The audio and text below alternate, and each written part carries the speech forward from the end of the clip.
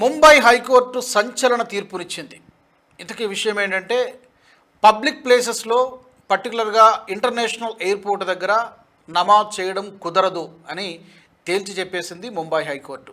ఈ మధ్యనే కొంతమంది ఓలా ఊబర్ డ్రైవర్లు, ఈ ట్యాక్సీ డ్రైవర్ల సంఘం హైకోర్టుని అప్రోచ్ అవ్వడం జరిగింది. రంజాన్ మాసం నడుస్తోంది. ఈ సందర్భంగా మాకు ప్రత్యేకంగా ప్రార్థనలు చేసుకోవడానికి ఈ ఎయిర్పోర్ట్ పరిసర ప్రాంతాల్లో మాకు అనుమతి ఇవ్వాలి. అలాగే కొన్ని చోట్ల కొంతమంది మనం చూస్తూ ఉంటాం, పబ్లిక్ ప్లేసెస్లో రోడ్లపై కూడా నమాజులు చేస్తూ ఉంటారు.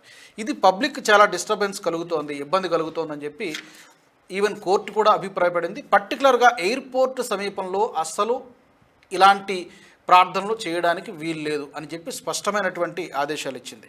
ఎందుకంటే కోర్టు వాదన ఏంటంటే నమాజ్ చేయడం అనేది ఒక మతపరమైనటువంటి ఆచారం అయినప్పటికీ కూడా మాకు నచ్చిన చోట మేము ప్రార్థనలు చేసుకుంటామంటే కుదరదు. ఎందుకంటే airport security is equal to national security.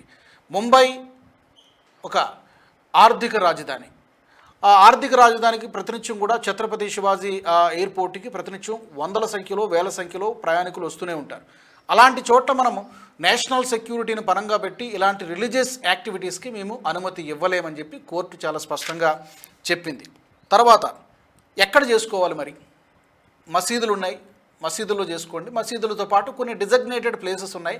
ఆ వాటికి కేటాయించినటువంటి ప్రదేశాల్లో మాత్రమే మీరు ప్రార్థనలు చేసుకోవాలి. అంతే తప్పితే మేము ఎయిర్పోర్ట్ దగ్గర చేస్తాం, రోడ్లపై చేస్తాం, ఎక్కడ పడితే అక్కడే చేస్తామంటే కుదరదని చెప్పి ముంబై హైకోర్టు తేల్చి చెప్పేసింది.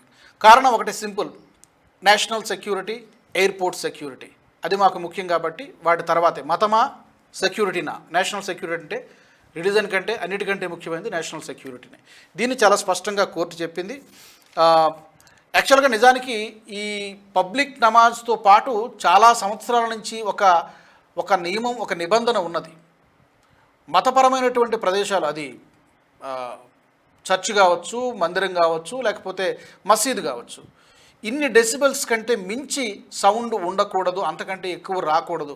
ఎందుకంటే పబ్లిక్ డిస్టర్బ్ అవుతుంది కాబట్టి ఇన్ని డెసిబెల్స్ లోపటే దానికి ఒక పరిమితి ఉన్నది, లిమిట్ ఉంది. కానీ ఎక్కడో ఒక 2-3 చోట్ల, మహారాష్ట్రలో కొన్ని చోట్ల, ఉత్తరప్రదేశ్లో యోగి ఆదిత్యనాథ్ ఉన్నారు కాబట్టి అక్కడ కొంచెం స్ట్రిక్ట్గా అమలు చేస్తున్నారు తప్పితే ఇంకా ఎక్కడా కూడా ఈ సౌండ్, ఈ దీనికి సంబంధించి ఈ నిబంధనను ఎక్కడా కూడా స్ట్రిక్ట్గా పాటిస్తున్నటువంటి పరిస్థితి లేదు. కానీ ఎట్టకేలకు ముంబై హైకోర్టు మాత్రం వీటన్నిటినీ పక్కన పెట్టేసి, ఎందుకంటే మతపరమైనటువంటి విషయాల్లో తీర్పులు ఇవ్వడానికి కోర్టులు కూడా కాస్త ముందు వెనక ఆలోచిస్తూ ఉంటాయి. బట్ ఈ విషయంలో రంజాన్ మాసం నడుస్తున్నప్పటికీ కూడా కోర్టు సంచలన నిర్ణయం తీసుకుంది. 2 సభ్యుల ధర్మాసనం, ఒకరు బీపీ కొలాబావాలా, ఇంకొకరు ఫిర్దోస్ పూనావాలా, ఈ 2 సభ్యుల ధర్మాసనం ఈ సంచలన తీర్పు ఇవ్వడం జరిగింది. ఈ తీర్పుకు సంబంధించి మీ అభిప్రాయం ఏంటి? తప్పకుండా కామెంట్స్లో పెట్టండి.